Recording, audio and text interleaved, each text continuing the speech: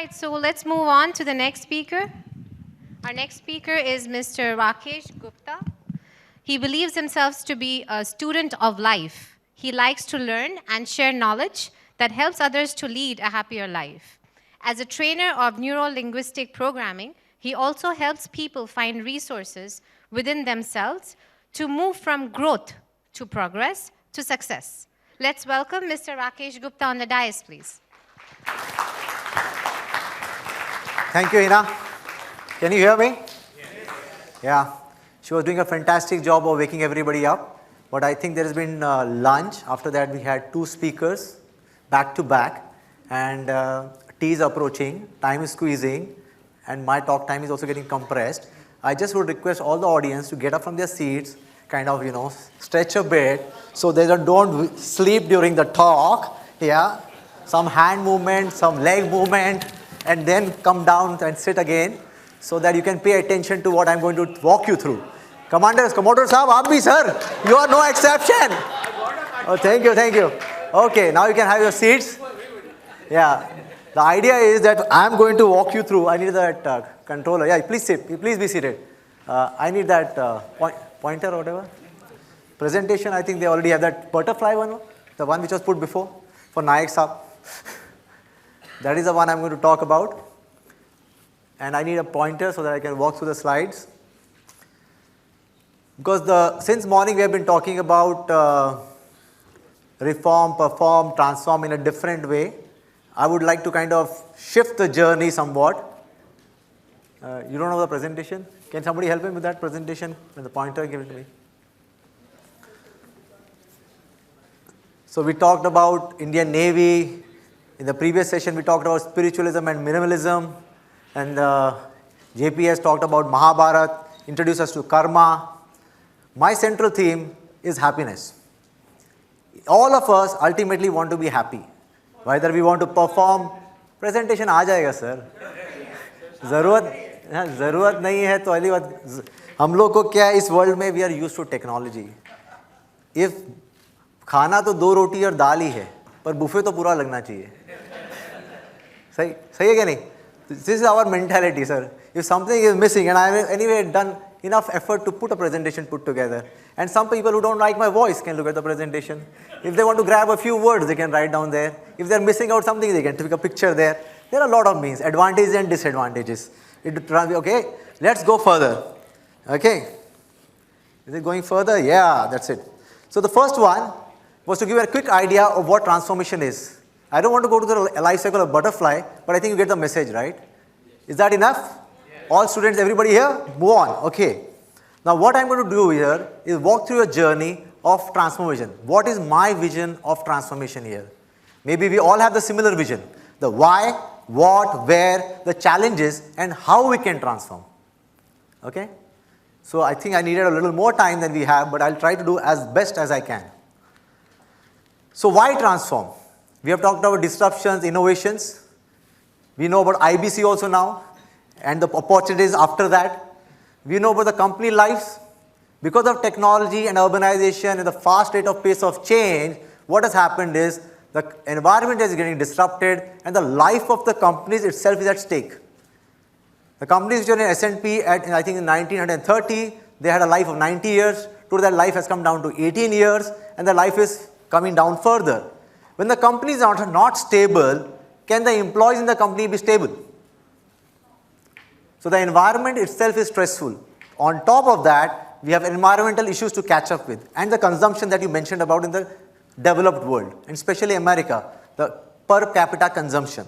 And the human life, because of medical health care, because we are more aware and the kind of disease control that we have, the average human life is increasing. That means the years of good life that we have is more, and there is stress for the opportunities that we have to chase. It's not a single dimensional life where you start in an organization, when you get in, and after 50 years you retire from that company. After that, if you live for a couple of years, and that's the end of life. Within the working life, there are a lot of challenges which are happening, and there's a lot of disruption happening, and you have to keep molding yourself. This is the reality of life. So why transform is clear to everybody? Okay. Now, this was a event that took in Davos 2020. PMI was hosting a panel discussion. So I will not go into the video of that. Video you can see online. We'll look at what are the findings from that discussion. 70% of the digital transformation projects failed and $900 billion were lost. Is that good enough reason for us to think about transformation? Okay, move further. Like I said, this environment in the center, we have these three circles here, the environment, the enterprise, and the people. So we need to come to the sweet spot where all of them work together. Is that what we're looking for? And if we are in that zone, things work out. If we are not in that zone, we are somewhat left behind. Okay? PMI has created a project management triangle for us so that we can keep developing ourselves in three aspects: leadership, technical skills, and business and strategic skills. And PMI is doing its bit to kind of keep us updated. Now, if you look at the PMI vision, we have vision and mission at the company level, we have portfolio, then programs and projects, and there's people, and then finally outcomes. I think we talked about outcomes today, so focus on outcomes. The focus on outcomes is utmost important because that's what we want. We want performance and an outcome that we want to reach. Now, looking at this particular thing, where things have gone wrong, some analysis was done, and what they find? 85% of the employees are disengaged. This is a PMI survey, this is a PMI findings. Okay? Now, what have they done about it? They have done something about it. So, what they have done is, I think if you go online, you will find that Bright Lane is called, Bright Lane, and they have come up with kind of some guidance document which tells us what the companies can do to engage the employees better. The second part of that is that they have also given individuals some tools for their personality assessment, like you have MTBI and other suggested methods. So they have kind of given us the starting point for self-analysis and self-assessment. And they have also kept it open for you because it's a very deep subject, and for two people to identify why they are disengaged is a journey that they have to actually do it themselves. So the certain parts are there, certain parts you have to do yourself. I'm not doing any advocacy for PMI here. This is just an opportunity. The email was there from PMI, and I took that effort to go through it. And if you are interested in transformation, you can go through it as well. Now, I think there's some presentation. Okay, anyway. So the important thing about the employee engagement was, the final it came is that the mindset of the people needs to be addressed. For the transformation to take place, it's the employee to be engaged, it's the mindset that we need to work on. So let us look at what the mindset is all about. Let's look at our own mindsets. Are you willing to change your mindset? Honestly. How many? Let us raise the hands. Probably don't know. Yeah. Nothing else works. Okay. I see about 20% of the people who have the courage to put their hands up to say that we are willing to change our mindset. Now, it's like, that we have that technology adaptation life cycle. There are early starters. But as a majority, we have that inertia. Anything that we want to change, we are generally resistant to change. But let's assume that 20% people in this audience are willing to change their mindset. They are ready for the roller coaster ride of their life. Because the moment you say change, it gives uncertainty.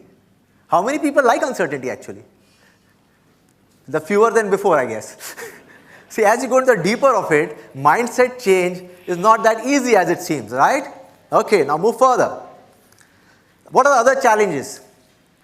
Do we perceive the same way in your family itself? Charo ungli ek jaisi hoti hai kya? In the house, if you see, the spouse, the husband and the husband, wife, whatever, and the children also don't see eye to eye. We perceive things differently. Why do we perceive differently? Let us look at the habit part of it. Are you able to come out of your comfort zone, change your habits at will? So, is habit a part of your mindset? Yes or no? So if you can't change your habit, that means it's difficult to change the mindset. You want to change, but you find it difficult. Correct? So why we perceive differently is because of biases. In NLP terms, we call it perception filters. Have you heard of the word biases? Now, if you look up Wikipedia, it has a list of more than 180 biases. I didn't know there's so many existed. We have a limited emotional vocabulary. Similarly, we have very limited understanding of the biases that we have. But we all carry these biases. No one is excluded from this, even my boss or even my junior, right? So it is not hierarchy driven, it is a human trait. So how do we overcome that? A research on habits was done and it says 40-30% of our behaviors are coming from habits. So if you're finding it difficult to change our habits, then how do we change our mindset? Yeah? You have a question? Yeah, but we have to change our mindset to change the habits. It's not the other way around. Yeah, but habits are a part of our mindset, right? In work environment, our habits will affect the way we do our work. So if Your mindset will affect the way you work. If you don't change your mindset, you will change the habits. we'll keep the questions at last. Let me go through it. The habits are difficult to change for now. Yeah, the mindset is easy. Mindset is difficult to change. Habits are easy to change. Mindset will change, habit will change. Okay, I agree with that. Mindset will change, the habits can change. Doesn't mean it will change, but it can change. Anyway, can we proceed further? Okay, fine. If you may want to make it interactive, I am there till evening at 7 o'clock. We can go for 2-3 hours then. Yeah, no problem. If you read this book, it's by a Nobel laureate, Daniel Kahneman. He writes about thinking fast and slow, how the mind works. How many people have read the book here? 1, 2, 3, yeah, 3, 4, 5 maybe, yeah. He talks about the system 1 and system 2. Familiar with the term system 1 and system 2? Normally what we call is a conscious and subconscious mind. He has used the words system 1 and system 2. Now what does the subconscious mind do? Who controls the breathing? Okay. What about the heartbeats? Okay. What about the thoughts? So what are we controlling then? What are we controlling, my dear? Everything, all the vital parts of our system are controlled by the subconscious mind. Now where is this subconscious mind or the mind? Do you know physically where it is? Okay, we map it to the brain. When you do neuroscience, you map the various reactions in the body and you look for the evidence in the body, in the brain. But actually nobody knows where the mind is, right? The central nervous system you'll connect to the brain, put the probes there, do an fMRI and figure out this is the part of the brain which is active when the mind is doing so and so thing. That's it. Yeah? That's how it works. Okay. Now the conscious mind is the effortful mind, where the effort is required. Effort. Now what does it mean when you do effort? When you do effort, what does it mean? Voluntary. No. When you do effort, what happens? When you go to the gym and do effort, what happens? You get tired. You see? So it is easy. The lazy controller, it doesn't want to do effort. Any change of mindset requires effort. Who is going to do that effort? I'm tired already. And if you are stressed out at work, so all the time adapting, changing to the environment, where is the stamina for more effort? Getting the scene, sir? What are the challenges involved? Okay. Change, I already discussed, change is the only constant in life. Is our mindset in sync with the change? We talk about generation gap. The generation gap used to be 20 years. Now what they say? 5 years is also a generation gap. If you have two siblings who are apart 5 years, there's a generation gap. So are we in sync with the change in mindset? Huge challenge. Challenging or not? Okay, and we are looking to manage the projects because we have technical skills and we have PMP certification. And we are here maybe to gather PDUs. How many for not gathering PDUs? Oh my God, only one person raised a hand for not gathering PDUs. That's the only audience I have, only 2 people. What am I going to talk about here? Tell me. Is it? Huh? Are you gathering everything? Oh my God. Gathering too much information is called information overload. Okay? And in the terms of technology, you have to go for a technology detox. So please don't gather information. Use the information, please. Okay? Now going further. Now what is the permanent transformation mindset and how do we reach there? Because that's the central theme of the workshop, of the conference here. And I can give you quickly a roadmap of how you can have a transformational mindset. This roadmap doesn't mean you'll have a transformational mindset within the next 15-20 minutes. Roadmap is just a plan which will give you an idea how it can be done. Although looking challenging, it can be done. How many believe it can be done? Yes? Because I'm using force in my talk? Or you believe from the heart? Okay. Let us give it a chance, okay? No problem. Okay. Now how the mind works. We talked about subconscious and the conscious mind. Let's look further in this aspect. I'm running through the slides a bit so that we can get to the core of it.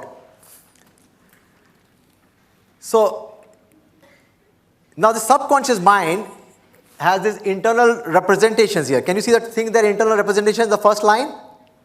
Yeah? Okay, yeah, these internal representations. Now the internal representatives, our friend here, JP, was talking about Mahabharata, and I think he has a background in from Chinmaya Mission. He would appreciate, and some other people in this know, that from a scriptural point of view, our experiences are there in our mind in terms of impressions. Okay? This is called vasanas in Vedantic literature, and similarly, from the NLP point of view, we call it internal representations. Okay? Now these internal representations are the essence, like the smell, the aroma, right? The aroma of our experiences is there in our subconscious mind, and that triggers the emotional states that we are in. The emotional states determine our behavior. So the automatic thing that is happening, the number of thoughts that are coming from that. So at least we have identified the source. We know where the source of the challenge is. And the conscious mind is all the time, if it is busy on the outside world, our awareness is not there inside, what's happening inside us. So too much focusing on the outside, we are disconnected from what we want from within. And when we are disconnected from what we want from within, there is unhappiness. Because subconscious mind is the real driver. The pre-programming is there. If we want to alter the program, we want to take it along. You can't leave it aside and walk another path. That is the cause of that conflict and disturbance. Are you getting the scene? Okay, now let's try to understand it further. Now how mindset changes? You change at the conscious level, that font is not visible only, I guess, right? And the practice makes it permanent. It has become white color anyway. So you change it first and then you practice, then your new neural pathway gets wired according to neuroscience and neuroplasticity. If you want, you can look up these words about neuroscience and neuroplasticity. So as you drive a new habit and make it regular, a new neural pathway gets created, and as a new neural pathway gets created, you already have a better choice. When you exercise a better choice, the older choice becomes weak, and which whatever you don't use can rust and disappear. That's how it works, but there is effort required again. Initially the effort is required, and then the practice is required, and the new mindset can be developed. So let us see what are the steps involved in creating or reprogramming your mind. Developing a clear vision. I have these slides quickly I'll run through. Developing clear vision, integrating conscious and subconscious mind, improve your self-awareness, manage emotional states. Not stress, states. Develop flexibility of behavior. Now flexibility of behavior is required to get our outcomes. Agreed? Like garbage in, garbage out. Same behavior, same output. Now what is this personal vision and how is it different? We talked about desired state. Now desired state, see, we have a wonderful capacity of imagination. Everything is born twice, first in the mind and then it manifests in the real form. Now this imagination is to be used. You visualize where you want to be along with the emotion. The thing without emotion works here because we are basically emotional beings. We are driven by emotion.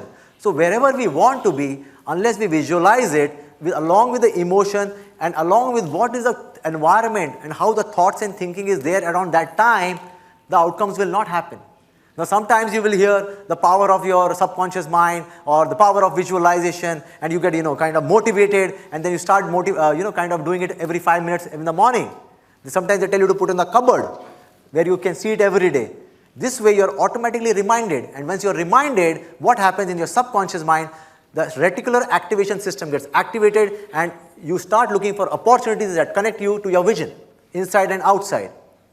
Okay? Second part is the integration. Now how the mind works. In the previous session we had about the consciousness here. We talked about the consciousness a bit. Whatever you call it, spirit, consciousness, in our Vedantic scriptures we call it about Satchitanand or whatever you want to call it. Ultimately, that kind of, like the electricity in the bulb, it ignites our subconscious mind. That subconscious mind is driving us all the time. Now that's like a missionary person, Why I put the personal mission there? You know the difference between missionary and a visionary? What's a missionary? Missionary goes everywhere, doesn't look for the reward, does its work, the hard work, never gets tired. That's the missionary. Always insists that will keep doing the work. And what is our prefrontal cortex of the conscious mind? Is a visionary, which gets influenced with the environment, has the desires, wants to achieve certain things, has a vision of life. Now this vision and the mission, unless they are integrated. Now how are they going to get integrated? See, the thoughts and the emotions which are there in between, sandwiched. Can you see that they're sandwiched between the conscious and the subconscious mind? Yeah? Now these thoughts and emotions are the feedback. When we act in the world outside, when there are setbacks, when there are difficulties, when the relationships don't work, they are the feedback mechanism. But are you listening to the feedback? Are we listening? If you are listening, then only you can know what your real programming is all about. And if the programming is not the way you desire it to be, or you have learned the wrong way, then you have to unlearn and relearn. But unless you listen, how do you know where you are going wrong? Instead of blaming XYZ, the company, the individual, if we look at our own feedback and has set of guiding principles to guide us in our life, then the journey is within, not outside. Running from one travel plan, one country to another is not going to give me any happiness. Watching one movie or 10 movies or having the buffet at all the 5-star restaurants is not going to satiate me, like our sir was saying here. He talked about minimalism. So the more you connected you are with your own emotions, you truly understand what you want. The vision gets further clarified. Once it is further clarified, then you can work with it with more attention. Now looking at our thoughts, saying be aware, being mindful, so easy. Now see the number of thoughts per day. I don't know whether that's correct or not figure, but I've been thinking about the number of thoughts very deeply. Now, if there are 12 breaths in a minute, if you breathe and you count, 12 breaths may not be difficult, right? During the breathing, I have realized you can watch. When you watch your breathing and you take a deep breath, you can do it now maybe.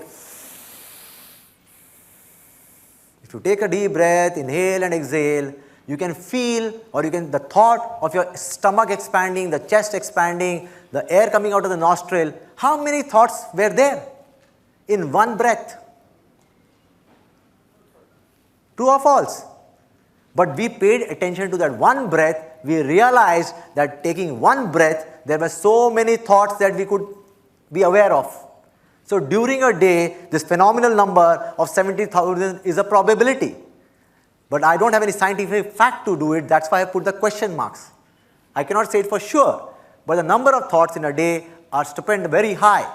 And how to be aware of that is a skill. Now, how do you improve self-awareness? Now, self-awareness is to be mindful of the thoughts. Now, the thought control is what we're talking about. From the Bhagavad Gita standpoint of view, the thought control can happen at the quantity, quality, and direction level. At the quantity level, they advise us to be selfless in whatever we do. Tough order, but that's the way it has to go. Then the quality, you have to be surrendered to a higher ideal. In our case, what is the higher ideal? The customer, the outcomes, or whatever it is. You have to be dedicated to the outcome, not, somebody talked about personal agenda here, I think, isn't it? Personal agenda was there in one of the talks here. It's not a personal agenda that is to be driven. The higher outcome has to be there. And as our direction is concerned, this direction has to be inward, right? You look at the consciousness part of it. It's not me or I or me or mine. There's a bigger universe out here. Billions of stars, billions of galaxies. The earth itself is billions of years old. If you look from the earth from a distant point of view, it's a huge system out there. We are talking about the solar system. We talked about the hydrography part of it. Even the ocean's floor we have not completely mapped. It's a huge universe and everything works by itself. Are we just conscious of the fact that we are not the ultimate doer? We are merely the instruments here. We are merely the feeling. We think that we are doing and we take the credit for it. But when the setback is there, we are not ready to take the discredit for that. We are not saying that, okay, I went wrong. So the moment we realize that we are not the doer, that humility comes in us to accept the setbacks as well. Otherwise, what happens is, in life, the moment we get the first setback or we get a setback, we go into a stage of frustration or depression. Right? Now, Forget the spirituality part of it, because I don't think people like it. Our Nayak sir was given a half an hour of spirituality, and I was seeing people are thinking about spirituality in a very different way. So let's go the other way. Let's go the Western method. Change the internal representation. Yeah? Easier. Easier? Okay, now change internal representation. What does that mean? Now, change internal representation is talking about changing how subconscious mind is already programmed. So either you will do study, you can do a self-analysis. Some people like introspection. Again, introspection is going inward. Then there's meditation, there's mindfulness practice. And then what I have discovered is this Western method, or which is coming from psychology or hypnosis field, and a practical method is Neuro-Linguistic Programming. Now I'll give you a brief about what this Neuro-Linguistic Programming is and how it can help us overcome or change the inner representation. So these are the levers that I talked about earlier only. So I'm not going to repeat that. So in integration, when we do the integration, the outcome focus becomes strong. Otherwise, our minds can be easily distracted, because the conscious mind and subconscious minds are not talking to each other. It's like two team members working in different directions. Will you have an outcome focus? If the head and heart are not together, will it work? Okay, so that is the one part. Then awareness of thoughts, emotions and physiology. The physiology also plays an important part. Body and mind are connected. Through the body, you can connect to the mind. The moment you do an exercise, don't you feel better? Because through the exercise, when you sweat and you perspire, the body gets relaxed. Through the body relaxation, the mind gets relaxed. So many times, you can see what's happening within your body. And through the physiology, you can control the mind. Okay? Now in meditation and other techniques, like I don't know whether anybody's... How many people do meditation here? Okay. Very good. Anybody from Vipassana Meditation? 1, 2. Now in Vipassana Meditation, they are talking about only watching the sensations in the body. The whole time, you are only looking at the sensations in the body. Even if you are doing contemplative Savguna meditation or Nirguna meditation, you are looking at the thought level. If you are talking about Sakshi Bhav, you are witnessing. All these methods are going to improve your awareness. Okay, now what do you do with the awareness? Now once the awareness is there, you are aware of your emotional state. Now there is something called flow, or you are in the zone. Anybody playing sports here? Okay, which sport? Okay, sports. Now when you are playing sports, let's say cricket, tennis or whatever, there's a time where you call it sweet spot. Are you aware of the sweet spot? Now what is this sweet spot? You have to be in the moment to get the sweet spot. If you are playing tennis, you have to time with the ball at the right moment. It's a fraction of a second. For that, the awareness is required. Now, if you are somewhat distracted, let's say I have an argument with somebody and I go and play. Let's say I'm Dhoni, for example. I have an argument in the dressing room about some captaincy, and the moment I have to walk on the ground and I have to, score 4 runs a ball. Can in that state I perform? If I am a seasoned cricketer, trained cricketer who has been trained psychologically, I should know how to alter my state. You must have noticed cricketers or players either looking up, doing something with a bat. They have different routines to get back to their state. Yes? Even you might be having certain methods to get back to your emotional states. That is a trick. Nobody can avoid the emotions which are going through your system or the physiology.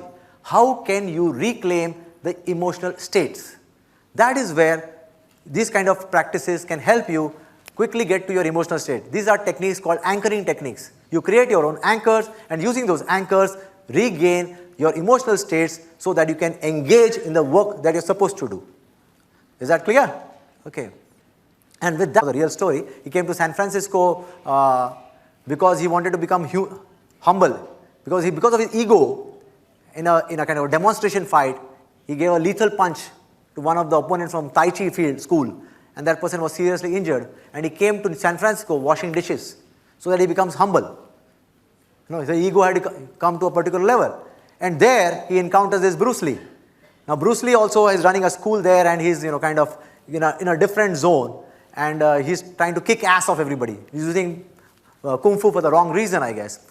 And Master Wong, kind of situationally it is created that Master Wong has a fight with Bruce Lee. And he's not trying to win the fight with Bruce Lee. What he's trying to explain to Bruce Lee or wants him to understand is that he has to kind of redefine himself.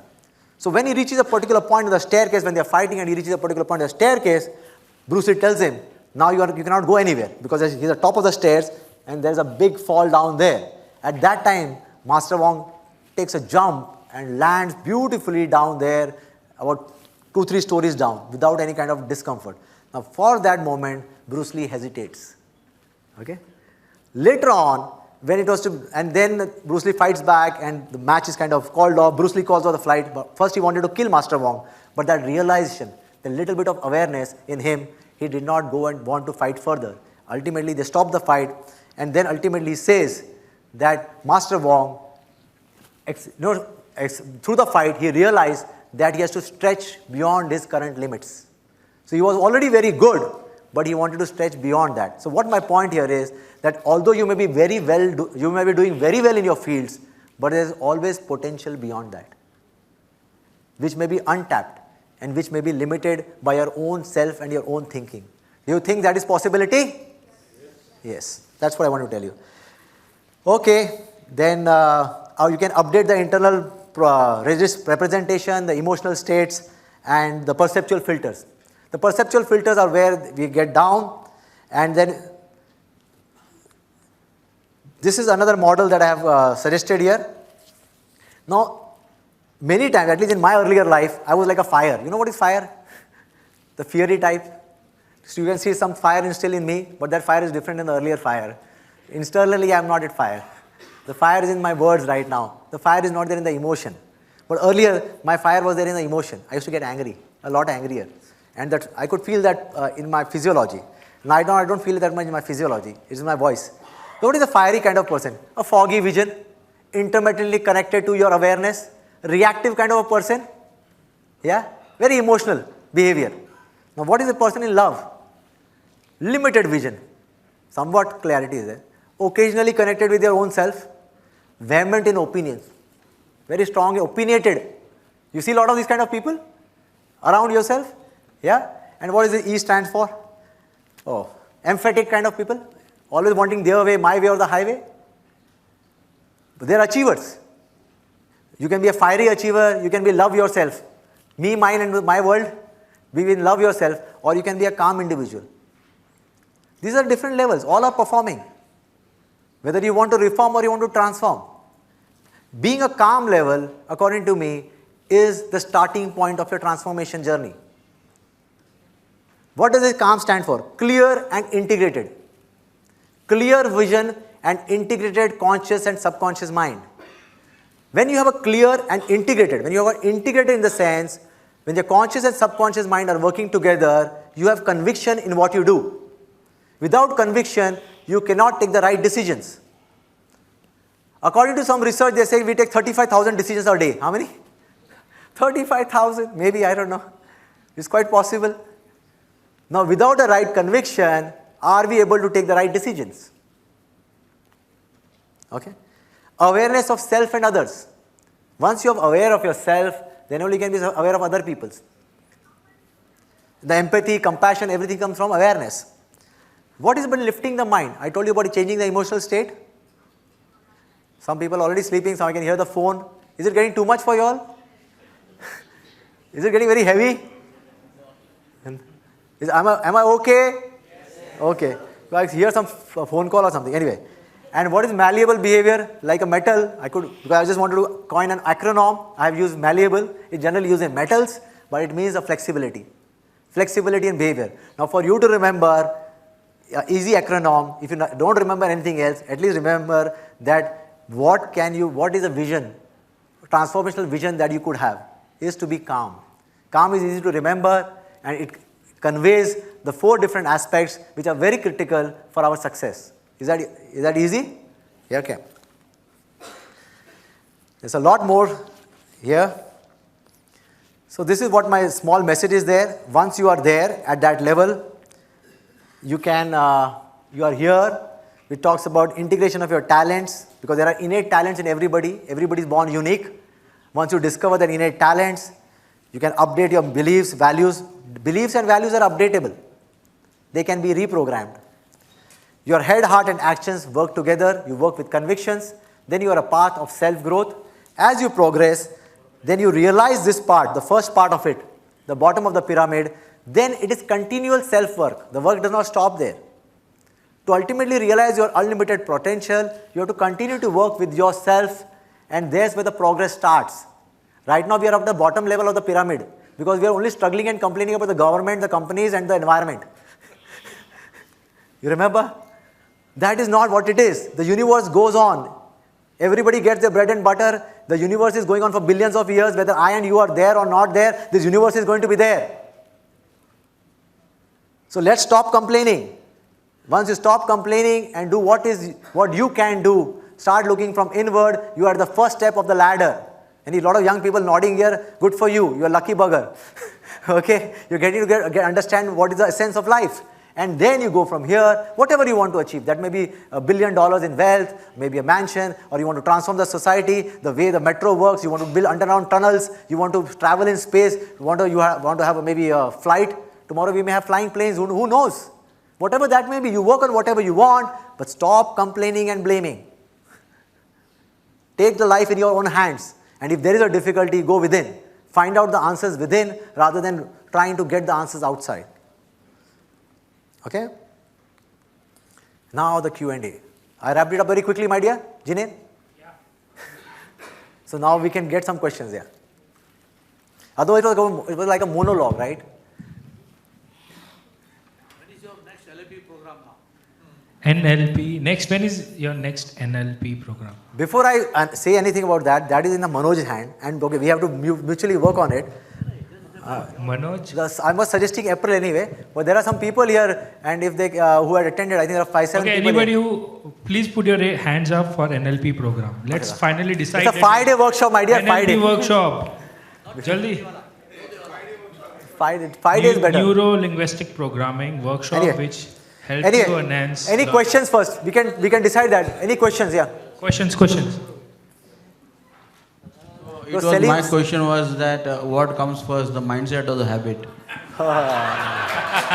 Okay. Tea break. Whatever you decide, okay. I don't want to argue on that. See, there are two methods to that. One is the method of willpower. And the other method is of changing the mindset. Now, when you're using the willpower, gradually it will take more time, but you're doing suppression. So mindset is easier and more sustainable. Willpower will work for some time. I think it answers the question. You have used both? Okay? What else? Rakesh, here. What is the, just to get a simple definition or understanding, the difference between mindfulness and awareness? Mostly used in the synonym, but... Yeah, I know. I would like to confess, I'm not an expert on mindfulness. I'm also dabbling in the waters, but I understand it's similar territory, but I would not like to take a answer that because I'm not a most competent person in that field. Okay? All right, so thank you, Mr. Rakesh Gupta. Any more questions? 1 or 2 more questions? I think we are running short on time. Yeah. I've got 1, 2, 3 people telling me. Because I know what people understood out of this, right? Yeah, one. Yeah, sure. One more. How do you teach a 18-year-old what is awareness? How do you make a child understand? How do you? This is the best part of our current society. Yes. You know what happens? Everyone, including the people that we meet around, my wife keeps telling me that sometimes, she circulates something for something like, okay, this is a spiritual workshop there, you should go there. A spiritual workshop, you say, can my child go there? Everybody wants to train their children. What about us first? The point here is, because I have got some people out here who are telling me they want to send their spouse now, and they want to, listen. They want to send their spouse, but that's a welcome thing because they have attended and found the benefit. Somebody was confessing here, right here in the audience today, that he went back home and tried to teach something to his wife, and that did not work as well. Now he's going to recommend her to the workshop. So I think unless you taste yourself and get the conviction that is something that will work, then the children come next. Because everybody needs it. Because I said the new paradigm is an 80 or 100-year-old human being. It is not a 50-year-old human being. Unless you accept this is the new paradigm, you are leaving your life aside. Don't cut yourself out so soon. We are already talking about 84 years of the life expectancy in Sweden. Already India is at 72. If you're going to live like 80 or 90 years, make the life worth it. There's still time for you to engage in your own self, develop yourself, feel the benefits, and when you feel the benefits, the people around you will notice it. They will want to know what you did differently. Then they will automatically find my address or anybody else's address.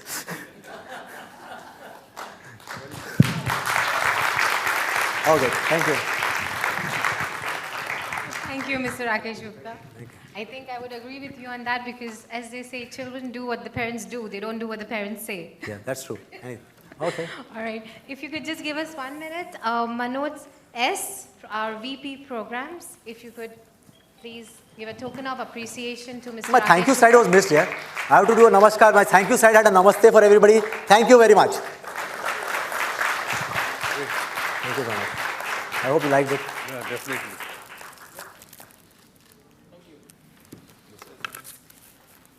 Thank you. Thank you. Let's see.